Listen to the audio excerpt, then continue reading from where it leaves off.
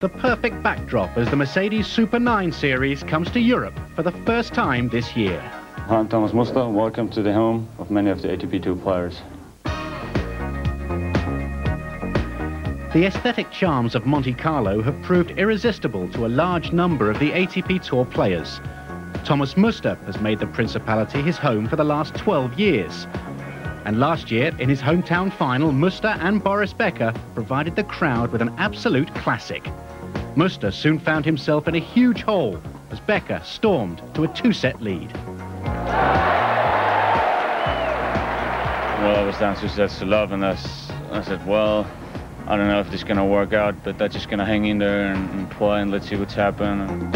The turning point occurred in the fourth set. Becker held this match point on second serve.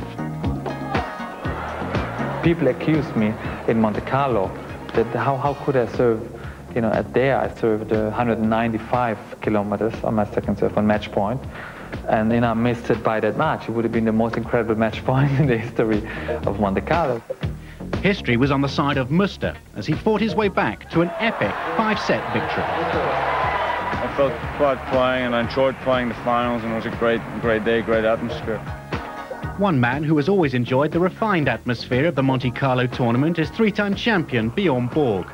Arguably Monaco's most famous tennis resident, Borg is well placed to recognize the importance of this event.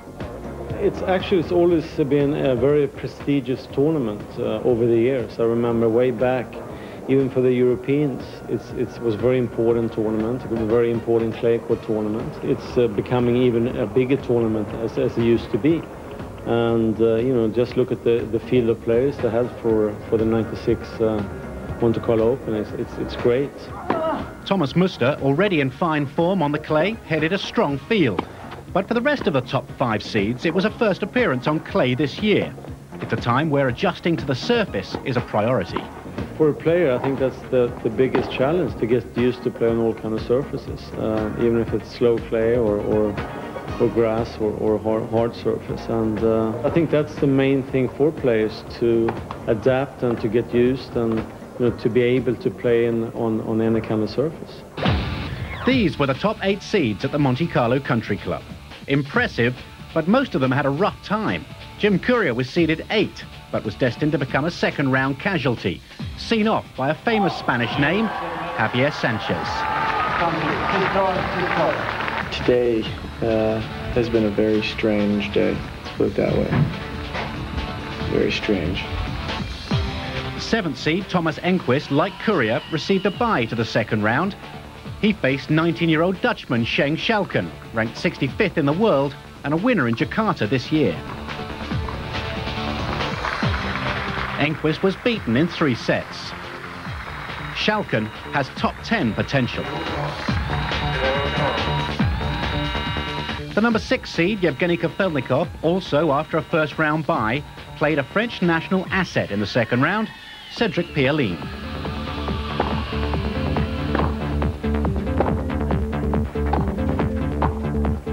The athleticism and confidence of Pierlin proved too much for the Russian number 1, 6-4, 6-3, the final score. The 5th seed, Goran Ivanisevic, had an extremely testing second-round draw against former top tenor Magnus Gustafsson, fighting his way back from injury in the best way possible. Compared to others, Goran had felt ill-prepared. Those guys, they're already a couple of weeks on the clay, playing, practicing, and I just have a couple of days here with the good players, and it's a different thing. Michael Chang, seeded 3 and the youngest man ever to win the French Open, won the first set against the artistic Spaniard Carlos Costa. But he lost the next 2.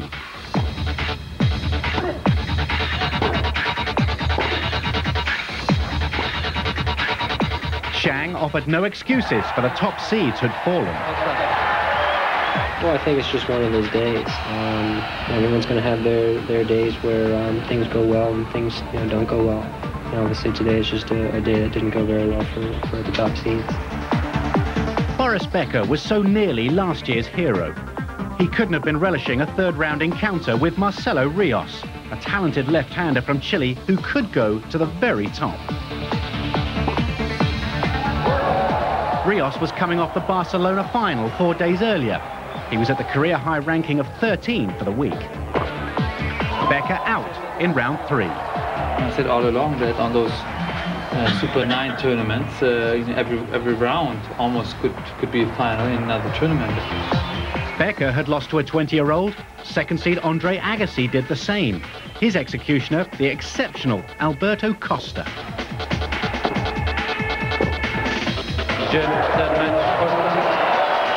It's tough against good clay quarter, and it's heavy, and the pair's a little quicker. It's a little better for me, but it's a tough tournament. A lot of good players. So, of the top 8 seeds, only one advanced to the last 8. Thomas Muster, the defending champion.